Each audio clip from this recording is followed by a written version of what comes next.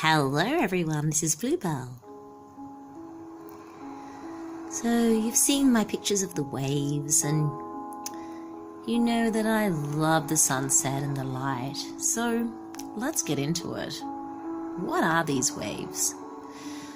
Well, if we just think like the only way we can really get the waves are considering the theory of Danish scientist Christian Huygens, and that is that light is a wave. And then suddenly an explanation of this new complicated possibility and probability distribution presents itself. How can light be a wave? Well, when we have wave interference, we can look into something like, for example, Tracy Island has two small inlets close together,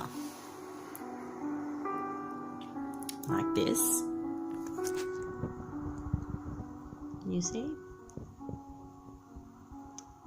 There you go.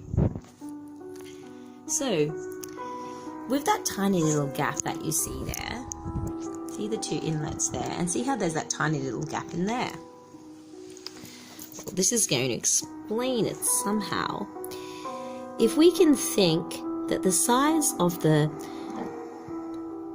amplitude of the incoming waves as a measure of the intensity, then the taller that the waves become, the more water and therefore the more impact that it has against the rock cliff face.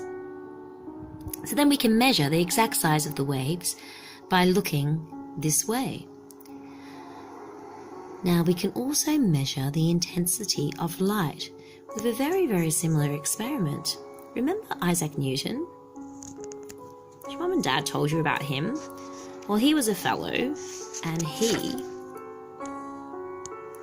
actually realized that if you close off a small gap with light, you can actually burst it right through. So this is like his theory here. See? So the famous Sir Issac Newton, he understood it that light is made up from little packets of energy. He called them corpuscles. Now today we call them photons. Now, just like individual bullets, these photons can be divided into smaller things.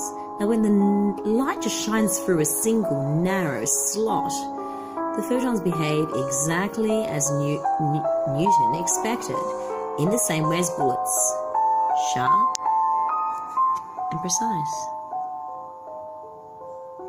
See?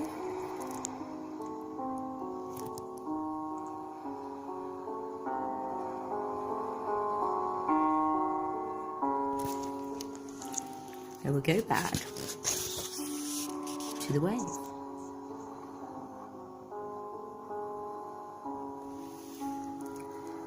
See?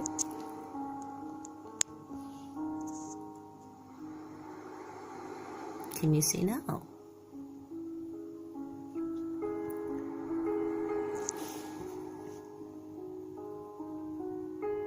The waves just spread from the inlet towards the center like ripples, breaking away and chopping away, and that made that pond in the middle from the overflow and the high waves. As they broke through on either side, they gouged it out as you would eat like yogurt with a spoon. So